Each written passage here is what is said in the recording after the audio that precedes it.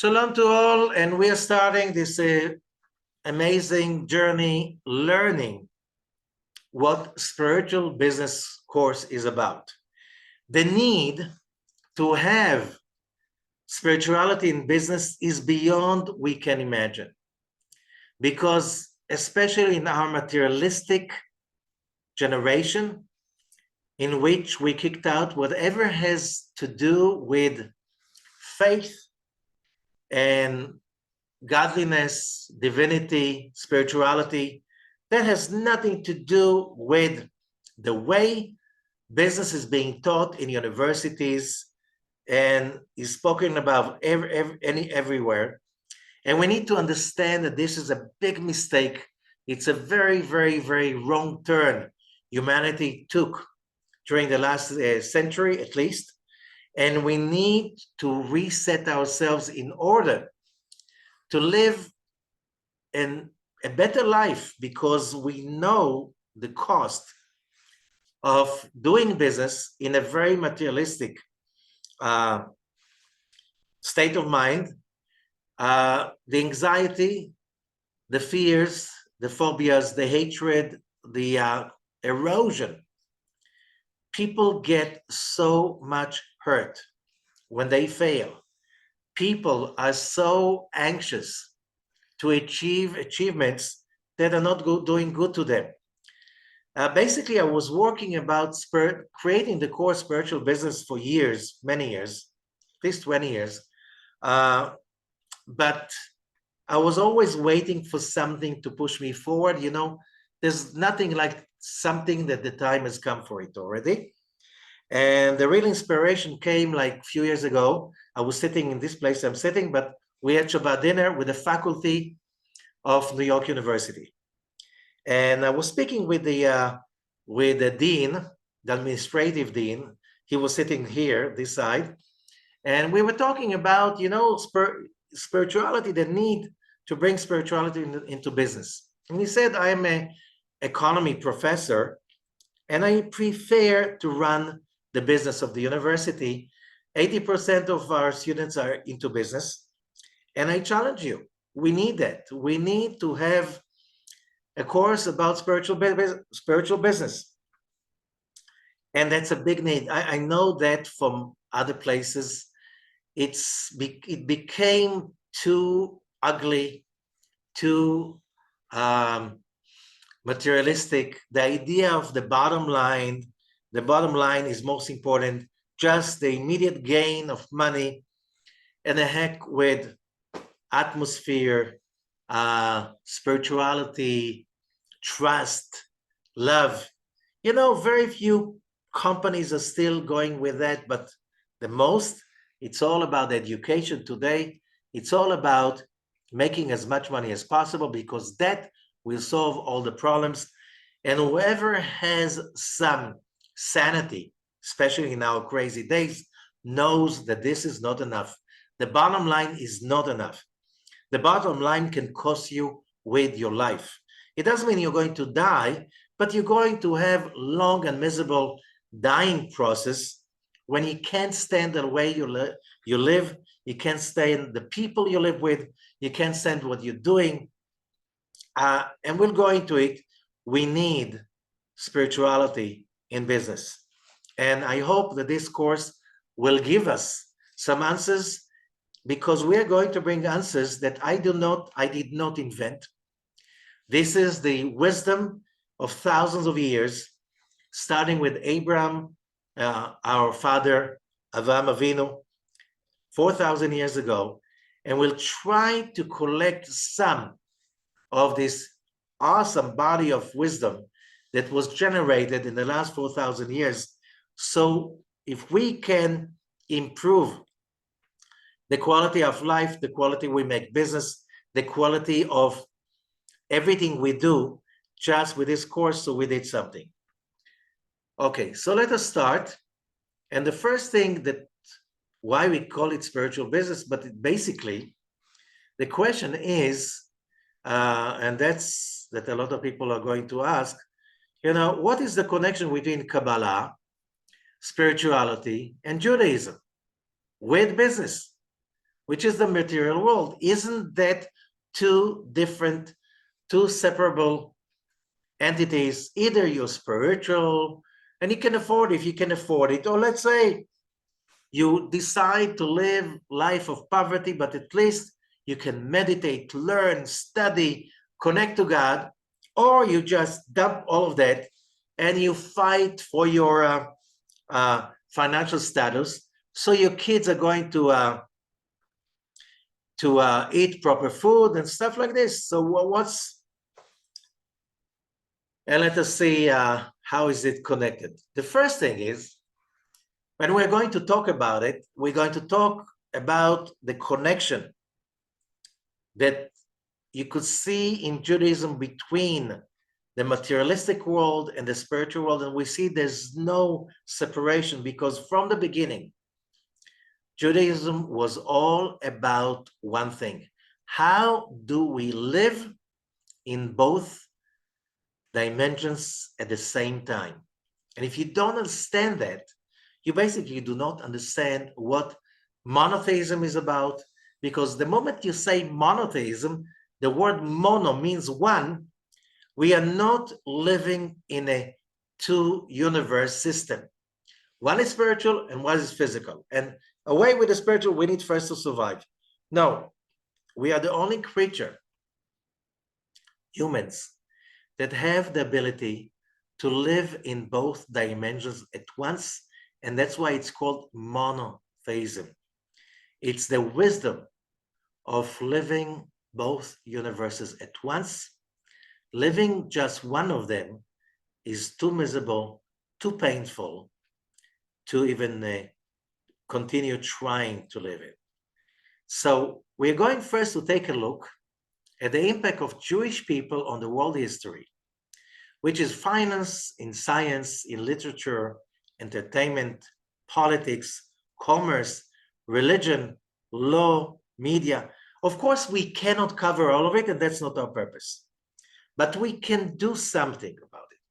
So we know, first of all, if we go back till 26 centuries ago, Jews lived in a small, tiny kingdom in the Judean mountains and around it. It's not even what is Israel today. It was a much smaller fraction of today's Israel. And they were busy having their lives, nothing special. There were never something special. It was their own secret and their own connection to God.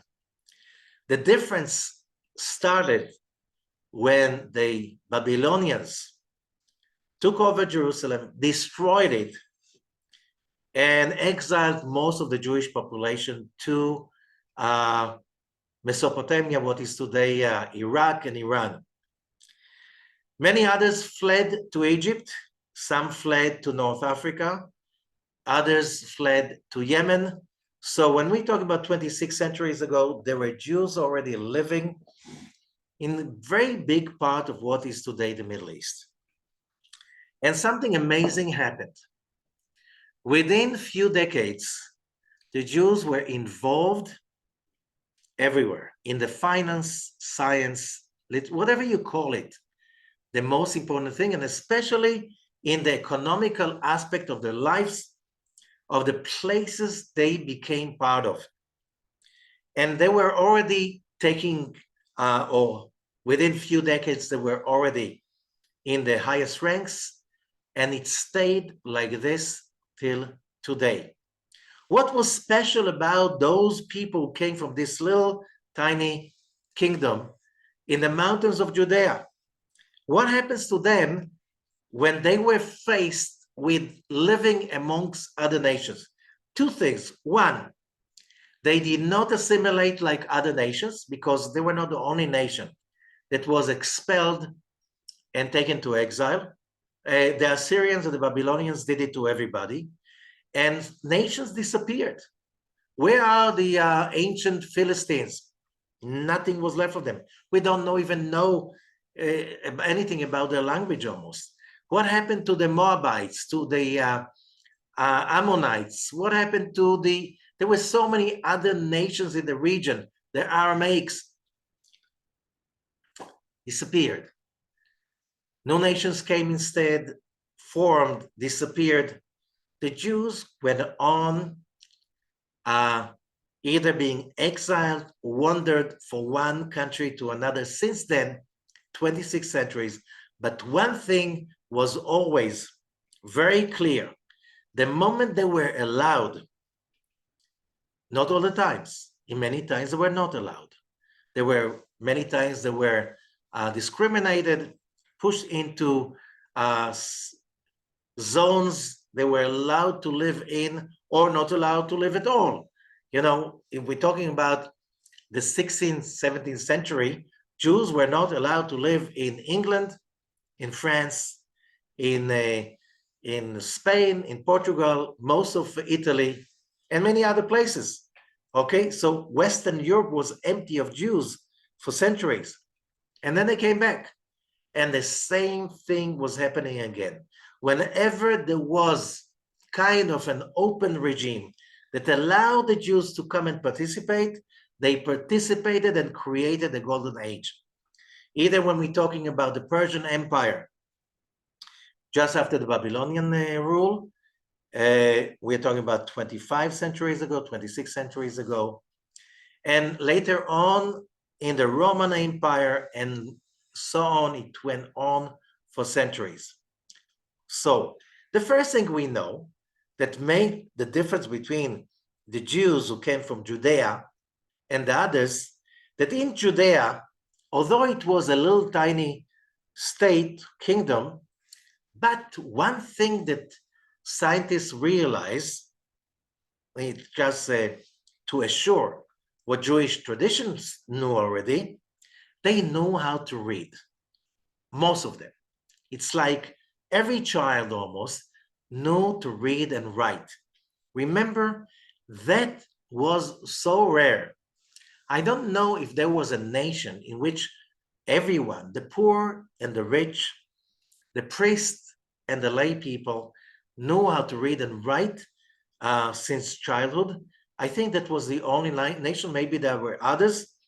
But when you know how to read and write, and you know how to also to read, and you're being taught since childhood, amazing amount of text of law, prophecy, poetry, all what the Bible is and all the commentaries of the Bible.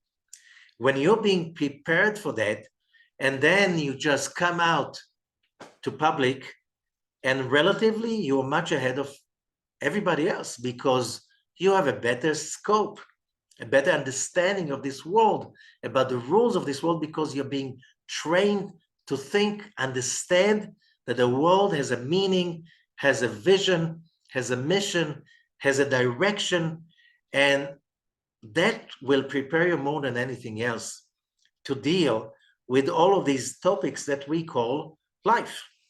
So that is basically the background. So we're talking about the Jews in the Persian Empire, and they were immediately a threat because there were so many of them in such like ranks of ministry, in them being ministers and advisors. That started already in Babylon. And later on, of course, the first anti-Semitic event in history was Haman in Persia. He couldn't stand the Jews had so much power. He forced the king, he paid him for that, to make a decree to kill all the Jews in one day. And that's, we still celebrate the holiday of Purim in memory of his failure to kill, because he's gone and the Jews are still here. Okay, did that stop? No. Also, when we come to the Roman Empire and later on in other regimes, we're talking about the Islamic caliphates, and in the golden age of Spain and other places, we see, and we're going to talk about details, how either Jews or Jewish wisdom promoted humanity moving forward. So the question is, How do we work it out? What's the special thing? First of all, and that's the most one of the biggest things today, is first time in history we have already over 7 million Jews living in Israel in one place, in one Jewish state, in which all of them speak Hebrew. Everybody studies the Bible, since even in the public school you study Bible since young age. And we have, within few decades, from a very, very, very poor country, almost no GDP, which we're talking about the land of Israel in the 19th century and the early 20th century. Now, in the beginning of the 21st century, Israel is moving forward in a terrible speed towards becoming a richer and richer and more flourishing country. And here is the same rules are still applying again. And of course, there was a research about it, because you want to research what do they do so I can do the same. And that was published in a book, The Startup Nation, by Dan Senior and Saul Singer. And they're talking about many issues. It's, recommended that everybody reads that book. And this book examines how Israel, that book was published about 15 years ago, a 60 years old nation with a population of 7 million, today it's almost 10, was able to reach such economic growth that as the start of the 2009, some 63 Israeli companies were listed on the NASDAQ, more than those of any other foreign country. In 2010, Startup Nation was ranked 5th, this book, on the business bestseller list of the New York Times. It also reached the Wall Street Journal bestseller list. Everybody wanted to know what's the secret. And 15 years later, the process is even more accelerated and the miracle is even more visible. Today, as of 2022, like not today, 91 Israeli companies are currently being traded on the NASDAQ. It was 63, now it's 91, in a total value of $116 billion. Okay, but it's not that, because you have to remember, many of the successful Israeli companies are being bought by bigger companies outside of Israel. So many of the companies right now in the NASDAQ swallowed up big chunks of Israeli companies, and they're also partially Israeli. For instance, Intel, without its R&D in Israel and its big, huge factories in Israel, it's not Intel anymore. Or what about Apple? Their R&D and thousands of Israeli engineers working for Apple in Israel. And what about Microsoft and so many others? So we can see something that is very visible. You see, among the people that are not brainwashed with all the propaganda of whatever about Israel, you see world admiration.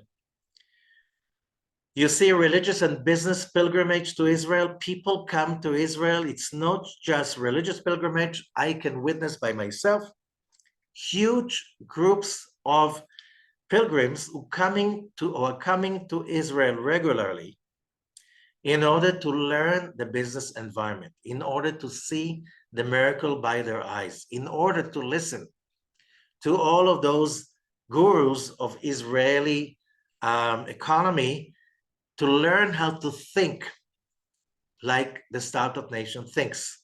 And you can see them coming from South America, from China, from Australia, from America, from Europe, all over the world. It impressed me a while ago when I bumped into that short YouTube that was done by somebody from Texas in the US. And he called it the Israel test. And he said, when I'm going to make a business deal with somebody, and especially partnership with them, and I know it's going to be a long-term relationships, I try to pass them the Israel test. And what does it mean, the Israel test? I'm starting to talk about how much I admire Israel. And why do I do that? He said, because I realized that people who are, the moment they hear about Israel, they start to speak about their hatred to Israel. I know that the same kind of people that hate Israel, these are the same kind of losers that will never take responsibility for their failures. They will always blame you if something turns wrong in the business deal. You know that these people are, it's a poisonous relationship, and you don't want to do business with people like this. On the other hand, people are really winners who take responsibility, who don't spend energy on blaming, and instead they look inside and take and simply learn from their mistakes, and are always thinking positive and great. Those people admire Israel. So if the person is anti-Semitic and he hates Israel and he can't stand Israel, he will listen to any lie about Israel just to make sure that Jewish people have no right for their state like other nations. You know, you can't do business with them. That's what this Texas business person did. On the other hand, people who admire Israel, they admire the guts, they admire the incentive, they admire the thinking that created this miraculous success that is called Israel. Now, today, well, it's not today already, but it's things are changing that fast. So something that was published in 2019, it's not up to date anymore, but still, that was in the Forbes magazine, May 2019.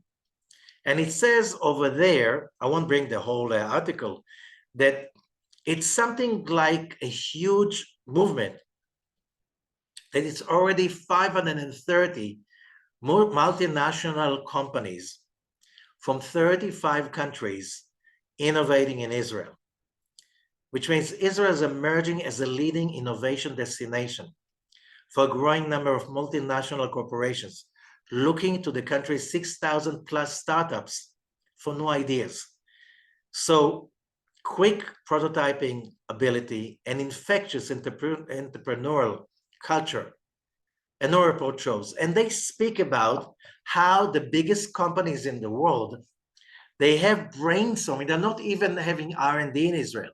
They're just having thinking tanks in Israel, that some of the biggest companies, let's say in Germany, that are successful, a big part of their success is coming from the ideas they get from their thinking tanks they run in Israel. So the question that immediately you're asking, you want basically to understand what is the Jewish genius, that's how it's being called, and how do you explore the Jewish mind? So first of all, there was a research about the Jewish genius. Today, you know, you have a research about everything. It's so amazing because it's not just belief systems. You can check it out in a scientific research if you want. So first of all, this is from Wikipedia. Between 1850 and 1950, which is considered as the most fertile century in human creativity, we're talking about philosophy, we're talking about arts, we're talking about so many ideas being created that just simply sprouted in a crazy flood. Half of the people responsible for this important era were Jews, which is amazing. It's like the Jews were, and still are, a very small, tiny percentage of world population. We are talking about a population that is something between 10 to 20 million, closer to the 10. And how could so little amount of people can have such an impact of human development? Let's go on. The Jewish genius is a phrase describing a phenomenon according to which a very high percentage of those of Jewish origin excel in areas that require high intelligence. A very high percentage of those who excel in fields requiring high intelligence are Jews, much higher than the share of Jews in all ethnic groups around the world. There's not one ethnic group that has such success. The phenomenon is particularly pronounced among Nobel laureates. As pointed out by Richard Dawkins, it's like Nobel Prize, Fields medal winners, Turing Prize winners, Kyoto Prize winners, and world international chess champions. Among them, 45% of the 64 best ranked chess players of all times were all of Jewish origin. This is not normal. This is anomaly. So, of course, we'll go forward. People of Jewish origin also have a prominent presence in Western media, the film, the television industry. You know, who created Hollywood? Who is still controlling Hollywood? Jewish people. The music and literature, capital markets and banking, commerce, social and political activity, medicine, inventions, innovation and design. This is so much influenced by Jews, much more than weight in the population. On Forbes' list of billionaires, Jews fill 11% of it, despite being a much lower percentage of the world's population. Even if only the population of the Western world is taken into account, Jewish prominence is credited to the Jews, but also to their liability, arousing admiration, but also jealousy, suspicion, and hostility. We know that anti-Semitism, the new model of anti-Semitism, is much more ugly face since the Jews started in the middle 19th century, as we said, from 1850 till 1950. When the Jews came out of their seclusion, because I don't know if you know, but till the times of Napoleon, we're talking about the middle and beginning of the 19th century, Jews did not have rights as humans in most places around the world, maybe in America, maybe the US. But the rest of the world, they needed special permits to live, to work, they needed to be protected because they were kind of property of the crown, the leaders. It's a very, very ugly period when the Jews were pushed into the ghetto. And in some way, the Jews liked to be secluded because they didn't want to mix with what's going outside. So still, although if you go to history, Jews were still very much involved in the creativity in the Middle Ages, and after that, again, the banking system was first established by Jews in Italy in the 16th century. We'll see it coming later on. But again, this is beyond proportions. And the question is like this. Thanks to statistics, there is no dispute about the existence of this phenomenon. But there is also no agreed explanation for the causes. Because what we're here for is not just to speak about how great are the Jews. We want to know what made it great. Okay, what makes it? What made them smarter? Today, learning how to read, the Jews knew how to read 26 centuries ago. Today, everybody does. And still, it's still not an explanation. So for the causes of phenomena and the various hypotheses which have been erased, because the question is being raised, different ideas came out and they are very controversial. So let's see what is being said. First of all, there's just a number. The Nobel Prize laureate summary updated to October 2021. Okay, Nobel Prizes were started to be given in the early 20th century.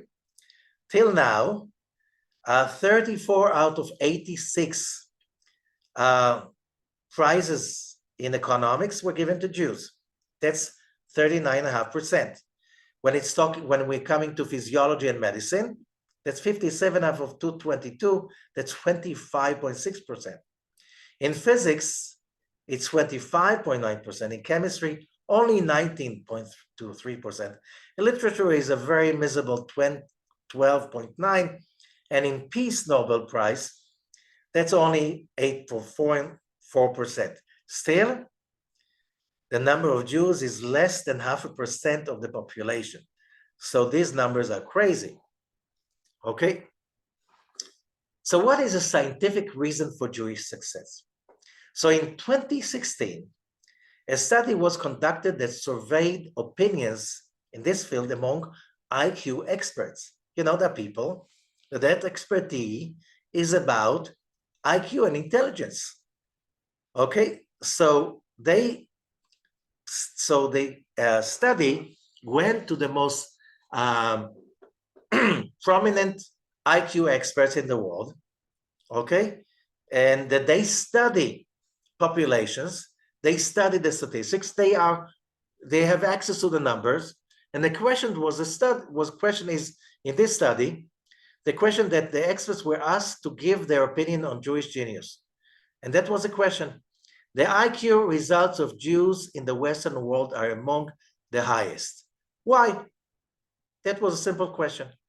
What do you think? So those experts answered as follows. Taking into account the opinion of all experts, the importance attributed to heredity was 28%. So 88% of them said it's the genes. Look, if these are the genes we're talking about, so this course is meaningless. Okay, you can shut it down and go on with your things because you don't need to study this course. The experts attributed 40% weighted importance to environmental reasons in the fields of education and culture. Okay, so we have a 40% of the experts thinking it is environmental and education, and that's what we're going to study. 25% to other environmental causes such as wealth and health, and 11% to methodological errors in measurement. You know, 11% were still in denial that this phenomenon happens. Okay, we know the reason. But it looks like 65% attributed to some environmental influence, and that's the majority. So we are going to learn what Judaism itself says about it, which means what do you have to do in order to become not just a great thinker, but also an entrepreneur, and also have the guts to simply reinvent yourself in the world. Here's another example. That's Globes. Globes is an Israeli economics leading magazine. That was published in June 21st and 2021. And Israel is the #3 high-tech economy in the world. Of course, the US is leading. After that is Britain, UK, and just after that is Israel. So that's talking about all kinds of points about if you want to really classify, what does it mean a high-tech economy? Okay, #3. And we know a lot of more things about it. The growing economy, the atmosphere, and a lot of stuff that was written in the book Startup Nation and other research. We're going to go into all of it, but first of all, the purpose of this course, again, is to analyze what the book was saying, the Startup Nation. They got some ideas, but not enough. There are other books since that were published. There are other research that was published. And also, we know from within Jewish wisdom, whoever is aware to 4,000 years of the evolution of the Jewish mind and thinking, we know exactly what are the tools and how, by understanding these tools, we can basically create the ability of every human's brain to become more successful, more creative, more daring, and more whatever we want, especially in creating a better life. And when we are talking about manifesting your life, and as we know from Judaism, that every human soul is unique. Every human soul has its own mission and vision. Every human has to find his own mission and vision to manifest it. And without that mission and vision of each human soul, we, humanity, God's creation, we are not complete.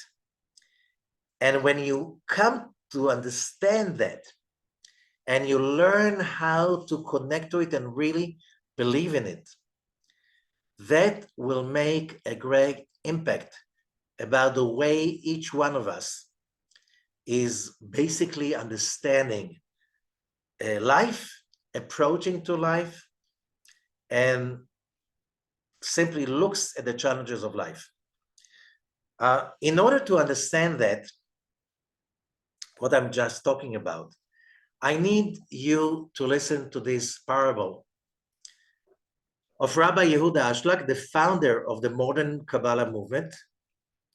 Whoever does not know, Rabbi Ashlag, he born and raised in Warsaw, in Poland, in the end of the 19th century. When he was in his late teens, early 20s, he was already one of the biggest prominent rabbis in the most Jewish community in the world, which was Warsaw. Hundreds of thousands of Jews lived in Warsaw. The greatest Jewish minds lived in Warsaw at that time, talking about religious minds. He was already one of the biggest in his early 20s. He already had his own yeshiva academy ordaining rabbis. So, and he, in a certain stage, decided he did enough, and he has to reinvent himself. In 1921, he moves to Jerusalem to restart his life as a Kabbalah teacher. And a lot of what we can relate to as the Kabbalah movement of today is related to him, because he created some huge works of translating the ancient books of the Zohar 2,000 years ago into modern language, into a systematic language that modern people can start learning, taking Rabbi Isaac Luria's teachings, 16th century, also, and translating them into a systematic modern language. He did all of it in Hebrew, but that's still starting to be translated to other languages. And another thing that Rabbi Ashlag did, he created a lot of works, writings, essays that connect between modern human life and thinking and Kabbalah. Till his time, it was almost impossible to connect mundane life and Kabbalah. That was too high, too far-fetched. So, and one of his most amazing stories, it's a parable. When he's talking about that story, about once upon a time, many years ago, in a distant kingdom, a man was caught spitting in a picture of the king. That was in, centuries ago. The criminal was brought to trial before the king, and he sentenced him to death.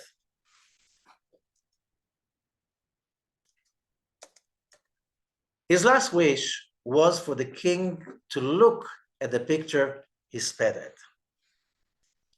After seeing the picture, the king ruled that it was not his picture, and therefore the sentence was annulled. This is one of the most important parables you'll ever hear. Rabbi Ashlag continues and says, we are talking about the picture of the king is the picture of the king of the universe. And he says, who is responsible for creating that picture in our minds? The picture we have of God, the King of all kings, the King of the universe, the creator of all what we know, the picture we have about him in our minds, who creates that picture? Is it our parents, grandparents? Is it our kindergarten teachers? Who is responsible for that? And by the way, those people who did it, what is their theological abilities? How much did they study theology in order to be able to bring little kids and maybe growing up kids into that vision? Most people do not get themselves busy about creating the picture of God in their minds. For a lot of people, says Rabbi Ashlag, the picture of God they have in their minds, I will spit at by myself. I'll just tell you a story, a sad story that I experienced many years ago. Many years ago, we had, my wife and I, we had a couple of friends. He was a doctor, she was a designer and an artist. And they became very religious in a very short time. And they moved to a very religious community, and they were convincing us all the time, come and spend Shabbat with us. And one day we decided to go and spend Shabbat with them. And they had a little girl, 2 years old at that time. And I was very upset seeing how they spoke to her. Every time she misbehaved, that was 2 years old, her mother used to tell her, but God does not like that you behave this way.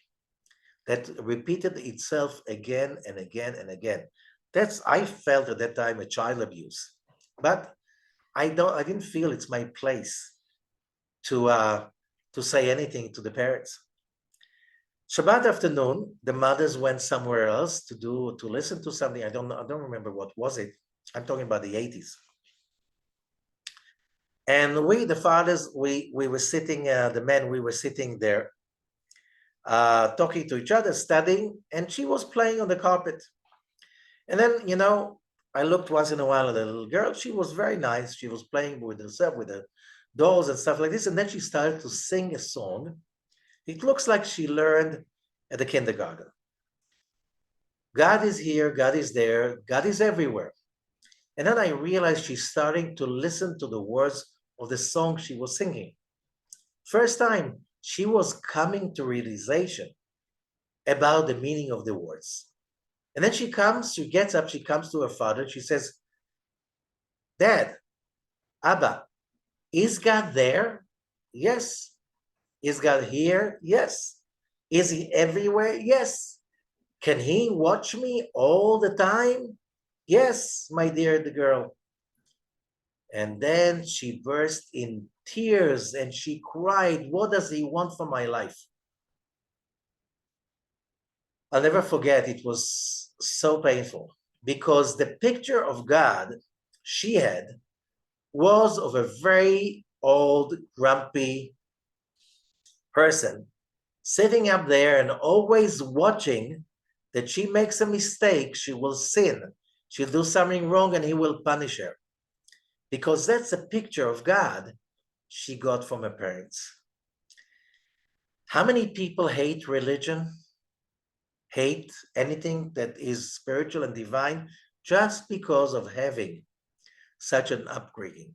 You see, so many people were brought up in a very strict religious homes, and the picture of God they have is so strict that when you come to older age and you say to yourself, if this is God, I don't want to have anything to do with a God like this. Either I deny his existence because there's no way, this is so terrible, or I just turn my back to him and I deny anyway. A lot of people think like this. On the other hand, when we come to understand what is the real source of monotheism, and when we coming to understand that there is one God, and there's nothing but God, the God of Abraham, Isaac, and Jacob, is capable only of loving, and therefore our sages are saying, no evil can come from above. So where is evil coming from? Evil is being created by humans only. Evil is being created when humans block God's bliss, love, wisdom from flowing. Because if we really have a deep faith inside us that God's love to us is unconditional, that cannot be changed forever, that God will never change his decision, that he created humanity basically to be filled with pleasure, happiness, and that will never change. That all the anger, all the darkness is just when we do not know how to allow God's bliss inside us. When you go on doing business, finding a soulmate, establishing a life, a path in life, and deep inside you know that God loves you and he's endless and his love is endless, which means you cannot change that forever. You'll never be able to change it because his love is so much bigger than all of our mistakes, all of us together, all of humanity's mistakes together. And that cannot change him, because with the moment you really have that picture of God, and it's not a picture, consciousness, perception, that there's endless positive light and grace, bliss and good fortune always flowing your way. You just need to simply open your antennas, turn on the right channel, stop blocking that bliss from coming in, and it will come in. And another thing, it doesn't matter how dark a human being can be. The light of the Creator is much stronger than any darkness. And sooner or later, that darkness will simply disappear, sometimes slowly, sometimes in a faster pace. When you are being brought up with such faith that the world is awaiting for you, and there's so much greatness waiting for each one of us, that we were born for greatness. We were born to express that greatness in the world.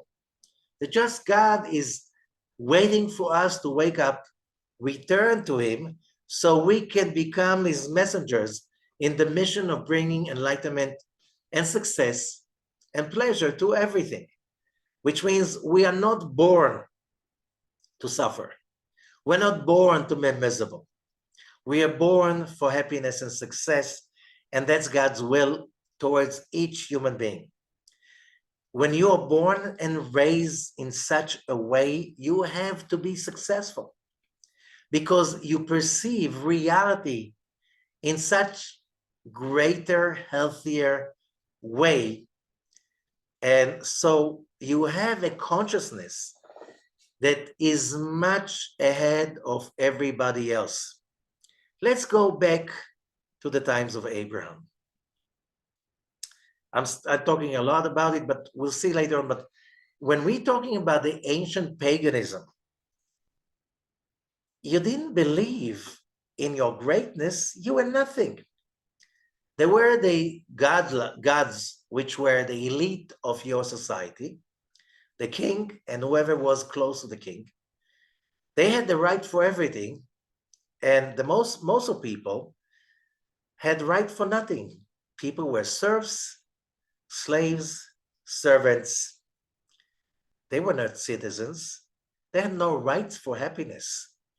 That came with Abraham. And since that moment, whoever carried that belief system was ahead of everybody else. Why? Just think about it. When you're being raised that God is behind you, that whatever mistakes you're going to make, He's there to help you to get out of it. Whatever sins you're going to commit, He's going to get you out of it. You are His child forever. And that's not negotiable. You look at life differently. You have a different outlook, a different belief system. And your attitude towards success is that it's just waiting for me, just go and get it. You're not alone. Your dad in heaven is with you wherever you go.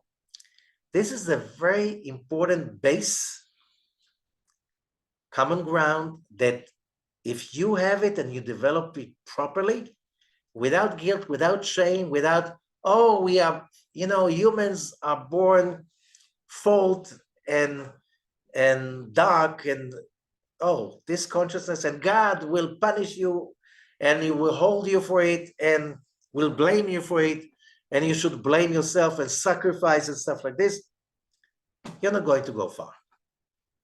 In order to be successful, you need, first of all, to work out your consciousness, to be much more positive and trust the good. So we're just going to, I don't think we're going to make it all today, but there's another thing that we spoke about before, but the research spoke about that involvement from 1850 till 1950 of the great era of creativity of humanity. Okay, but that started earlier and not necessarily just with Jews. And this is how we just prove that it's not just being born as a Jew, it's just being exposed to the basic ideas of Kabbalah. And this is an idea that was developed lately by a lot of people that did research about one of the most amazing eras in the history of humanity, which is called the Scientific Revolution. Scientific Revolution, it's a bit before 1850, a century, maybe 2 centuries earlier. Okay, and we're talking about this is when science, the way we know it, was born. So in his best-selling book, Jews, God, and History, Max Dumont argues that the study of Kabbalah in the 17th century among non-Jews contributed to the construction of the scientific revolution of that century. Okay, here we have Newton. Newton was not of Jewish descent, not even of Jewish education. But Newton was exposed to Kabbalistic writings, and that's what makes a difference. In his book, The Religion of Isaac Newton, Frank Edward Manuel wrote, Isaac Newton was convinced that Moses controlled all the secrets of science. Dr. Seth Pencoast wrote that Isaac Newton came to the discovery of the laws of physics through the study of Kabbalah.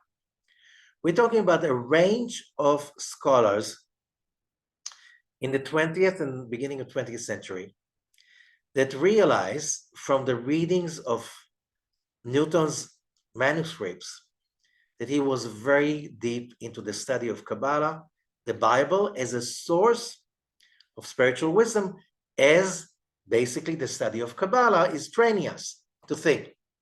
The study of Kabbalah is saying, if we take the Bible is not stories and not religion. Basically, the Bible is the code of the creation.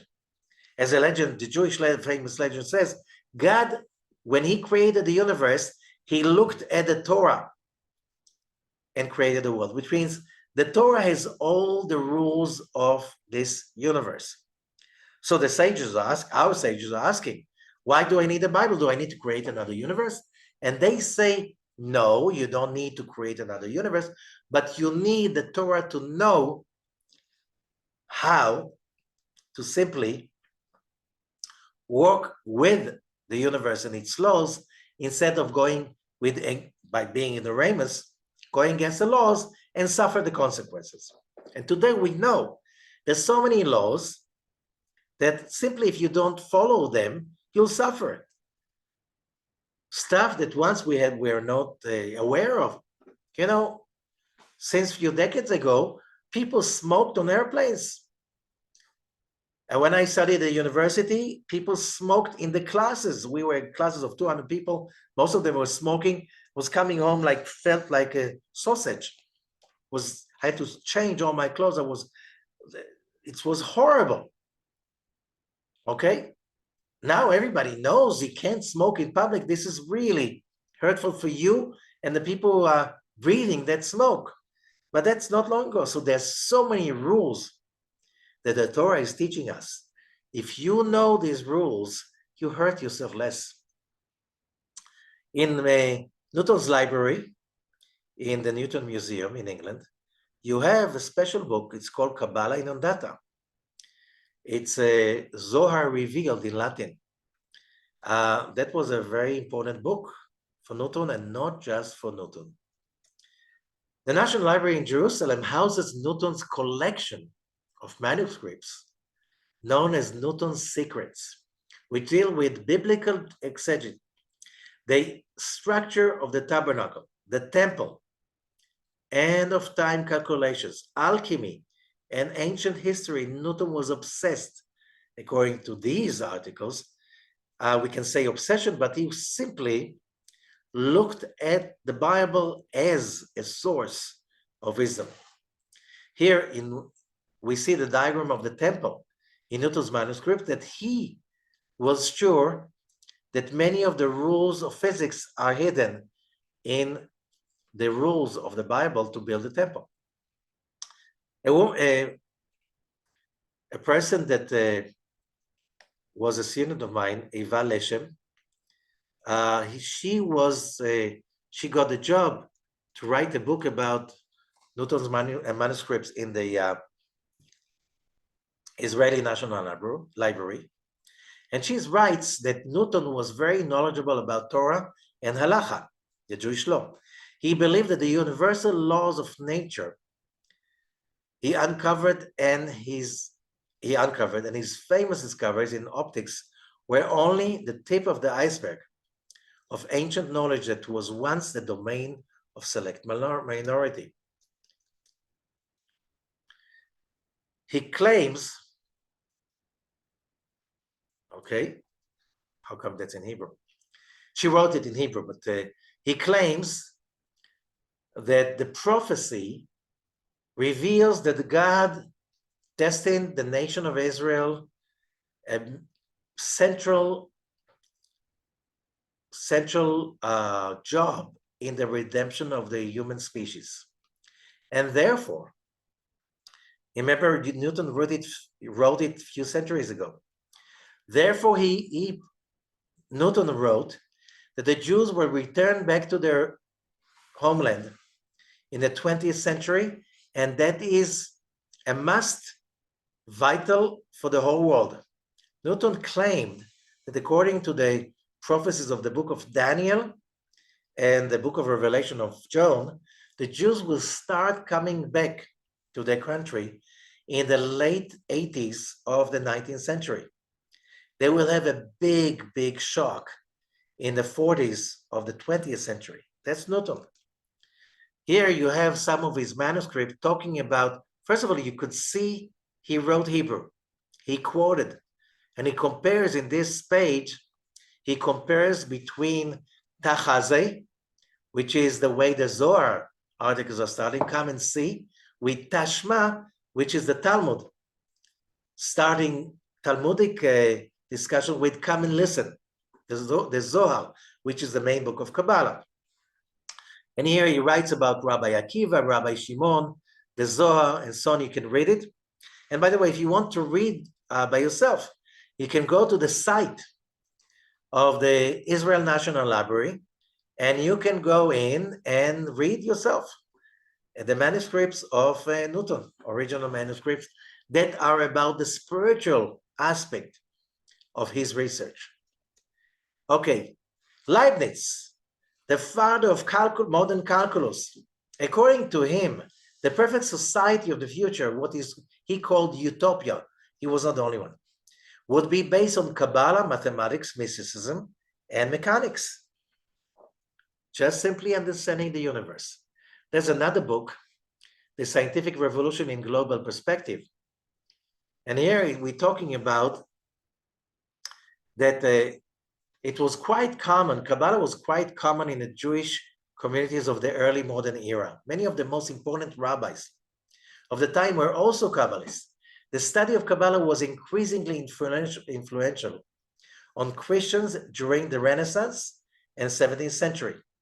Kepler, Henry Moore, Leibniz, Giordano Bruno, and Paracelsus, the father of modern medicine, incorporated Kabbalah into their philosophy and worldview, which means what we learn is that when those people, and also you can, if you read it, there was a best-selling book, The Da Vinci Code by Dan Brown.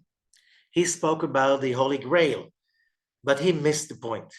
The Holy Grail was the teachings of the Zohar. Those people was talking about, they were holding to the secret. Because of the church of that time, they could not hold it in public. But what made that scientific revolution was when you study the Zohar, you realize that God did not create the world as is. Everything was created, according to the Zohar, through an evolutionary process, which means whatever is happening to people, the world, it's all a result of forces that a human brain can analyze and understand. That's the urge of those people to find the laws that guide our society, because the Zohar tells you that you have to learn those laws, because if something happened, something made it happen. Because ex nihilo, the universe was created ex nihilo as something out of nothing, just something before the Big Bang. From that moment on, it's all a process of evolution. Darwin made a mistake. He saw with his mind the evolution being born, happening. He realized there's an evolution. All the other scientists realized there's evolution. Darwin thought this is random. The others did not think it was random. If we're talking about Newton, Kepler, Henry Moore, Leibniz, all of these people, we spoke about it. Da Vinci, they knew there was a purpose behind it. Therefore, there's a difference between Darwin's outlook at the evolution and all the holes in his theory, and the Kabbalistic understanding of the process of evolution. And even you can read in the writings of Rabbi Zakloria that there was an evolution from before the Big Bang, what generated the Big Bang, all the steps that came after that, and even the fact that the link between the animal kingdom and the human kingdom is the monkey. That's 16th century writings of Rabbi Isaac Luria of Safed. So that was not strange to Judaism. So when we're talking about Da Vinci Code, so Da Vinci just being discovered lately, his mother was Jewish. She was Jewish and she was a refugee from Sochi, you know, where the Olympic Games in Russia were. And she came to Italy and she lived, and you know, there are documents about it. He was raised by a Jewish mother that simply taught him a lot about her heritage. He hid it, but you can find a lot of codes, Kabbalistic codes, in Da Vinci's creation. You can find also the humanism and Kabbalah, the Cervantes, 16th century, when he wrote Don Quixote, but the original name was Don Quixote. And Quixote in Aramaic is the truth, the man of truth. Cervantes was from a family of forcefully converted Jews, and a lot of them continued teaching their children Kabbalah in the hiding for some generations. So you can find traces of that in Cervantes' ideas. Also, William Blake, the development of Blake's Kabbalistic language, a lot of hints of Kabbalah in Blake's study. Many of the founding fathers of the United States were involved in the study of the wisdom of Kabbalah. Studies show that the study of Kabbalah at the time had a great influence on the formation of the worldview of modern humanism, on which the American Constitution is based. Here you have a whole book just about that, Kabbalah and the founding of America. And here we have, in the early, the birth of the USA, if you look at the emblem of Yale University and you see Hebrew, Hebrew was a must-study language in the Ivy League universities. There was an argument if you start that in the first year, second year, but the idea was if you don't know Hebrew, you don't know science, because the universe was created with Hebrew. In the early years of the American Revolution, the Yale University president Ezra Stiles led the thought process to build a new nation with an ideology based on the universal side of the wisdom of Kabbalah. He made sure to bring Zohar to Yale University Library. Benjamin Franklin and many of the founding fathers of the new nation took part in that mission. The idea of creating a nation which humans have the right for happiness. Now you know where it's coming from. So, what is the secret to success according to Judaism? I think that today we are not going to be able to do it, but here we have a proof.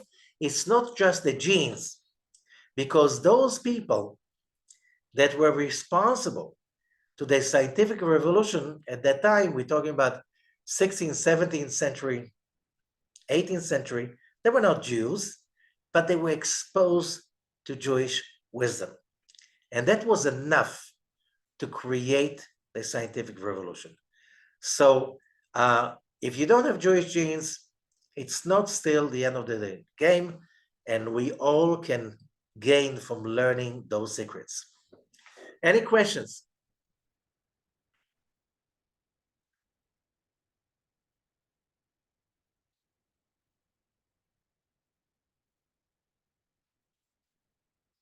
Okay, so Yes. yes, Moshe. Okay. You mentioned the date 1850. Yes. Why so? No, I'm quoting. It's not mine. I'm quoting research of people that were simply philosophers, and they study about the most fertile time era, they call it, in the history of mankind, and that's between 1850 and 1950. You know, after 1950, there was a lot of technology, but very little philosophy, right? Yeah. Okay. Yeah. Okay. Okay. So that's why they say it's 1850, and a lot of the foundations of modern science were laid during that time, correct? Yeah. Well, So that's I assume that those scholars, professors, I just wanted to save you time and didn't want to bring all of those people in. But if you just start to Google around and go to YouTube, you'll find a lot of lectures about these topics, okay? yeah. The reason I brought that up is on my cosmic friends, 1850 to them is the date of first contact. So they say that we have all this scientific stuff since 1850 is because first contact was actually in 1850. Yeah, but that's there are just many prophecies about it, and in the Zohar, I won't go into it. Right. This is not the purpose. Right. And the other thing is about the power of when you are aware of that wisdom, there are amazing results. Right. And just my observation, spending time in the synagogue there in LA with you and the other Hevra, is that I saw it the first month I was there, early childhood education. Okay, but I'll just throw that out. Okay. Yeah. Yeah, we're still in the process. Yes. Anyone else? I have a question. Yes. You mentioned earlier on about connecting with God, and that God's always there shining light on us, and we just need to remove our blocks to receive it. And I know there's a lot about this in Kabbalah, although I'm still a new student. I think this also relates to success in business. I feel like I have the brains Exactly. and That's the why I ideas mentioned it. and the stuff, but I feel like there's something always blocking me from success in my life, and that's really why I'm here. So I suppose you'll answer some of this as the class goes on, but I really feel like why do I still have these blocks, and why are they like, I just can't, there's this part of me that like just doesn't want to, like, I don't know, it's like, oh, I've always failed, I'm always gonna fail, God doesn't love me. Like I have all this crap that's still there that I'm trying to Oh, you're not the release. only person. You're not the only one. So what we're going to do in the next few lessons, we're going to study the beginners classes of Kabbalah from the point of view of being a business person. So even if you did not take beginners classes of Kabbalah, we're going to catch up with that, because that is essential for a successful mind. Okay, I'm excited. Thank you. I'm so glad to be here. Thank you. Okay. Yes. Anyone else?